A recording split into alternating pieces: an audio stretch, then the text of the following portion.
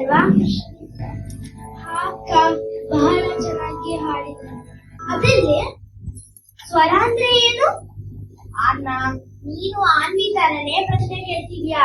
ನಮ್ಮ ಆನ್ವಿ ವಿಹಾರಿಕಾ ಮತ್ತೆ ಬಿಹಾರ್ಗೂ ಇದೇ ಸಂಶಯ ಬಂತು. ಅದಕ್ಕೆ ಉತ್ತರ ಏನು ಅಂತ ನೋಡೋಣ. ನಾವು ಸ್ವರಗಳನ್ನು ಅಭ್ಯಾಸ ಮಾಡ್ತಾ ಇದ್ದೀವಿ. ಮಧ್ಯಮ, ಪ ಪಂಚಮ, ಪ ಪಂಚಮ, ದ ದೈವತ, ದ ದೈವತ, ನೀ ನಿಷಾದ, ನೀ ನಿಷಾದ. ಅಕ್ಕ ಮನೆಗೆ ಹೋಗೋಣ, ಅಕ್ಕ ಮನೆಗೆ ಹೋಗೋಣ. ಅಕ್ಕ ನಮಗೆ ಸಮಯ ಆಯ್ತು, ನಾವು ಮನೆಗೆ ಹೋಗ್ತೀವಿ. ಆಯ್ತು ಹೋಗಿ. ಇವತ್ತು ಏನೇನ್ ನಾವು ಹೇಳ್ಕೊಟ್ಟಿದೀವೋ ಅದೆಲ್ಲ ಮನೆಗೆ ಹೋಗಿ ಅಭ್ಯಾಸ ಮಾಡಿ, ಆಯ್ತಾ? ಆಯ್ತು ಅಕ್ಕ. ನಮಸ್ತೆ. ನಮಸ್ತೆ. ಈ ಸ್ವರಗಳ ಭೇದ ಮತ್ತು ಈ ಸ್ವರಗಳ ಸ್ಥಾನ ಬಗ್ಗೆ ನಿಮಗೆ ಗೊತ್ತಾ? ಹೌದು, ನಮ್ಮ ಗುರುಗಳು ಕಲಿಸಿದ್ದಾರೆ. ಷಡ್ಜ ಮತ್ತು ಪಂಚಮ ಪ್ರಕೃತಿ ಸ್ವರಗಳು, ಅಂದರೆ ಬದಲಾಗದ ಸ್ವರಗಳು. ಹಾಗಾಗಿ ಅಭ್ಯಾಸ ಮಾಡುವ ಮೊದಲು ಶ್ರುತಿ ಹಿಡಿಯುವಾಗ ನಾವು ಸಪಸ ಹಾಡಲು ಪ್ರಾರಂಭಿಸುವುದು. ಓ, ಅದಕ್ಕೆ ನಾ ಸಪಸ ಹಾಡೋದು ನನಗೆ ಇವತ್ತೇನೆ ಗೊತ್ತಾಯ್ತು.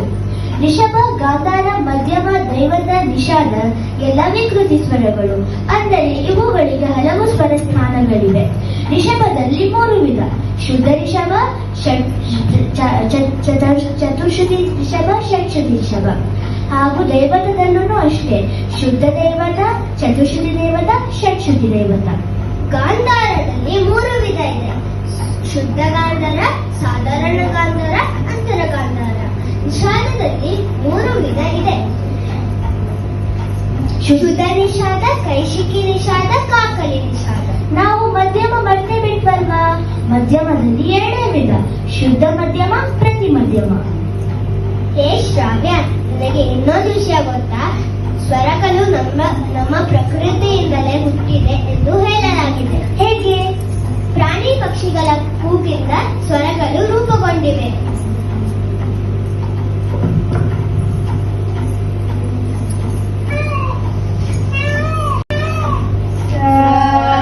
ಷಡ್ಜಂ ಮಯೂರಂ ವದತಿ.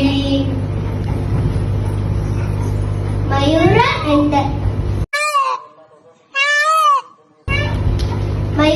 ಎಂದರೆ ನವಿಲಿನ ಕೇಕೆಯ ಧ್ವನಿ.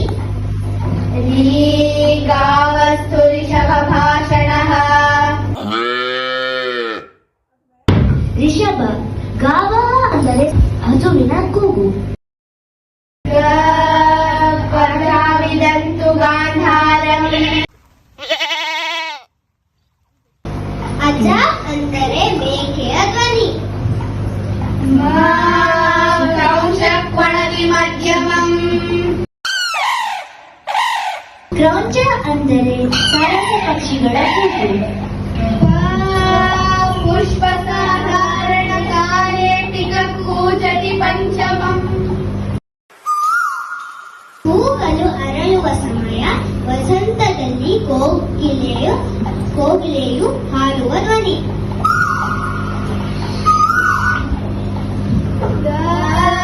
ದೈವತಂ ಹೇಷತೆ ವಾಜಿ.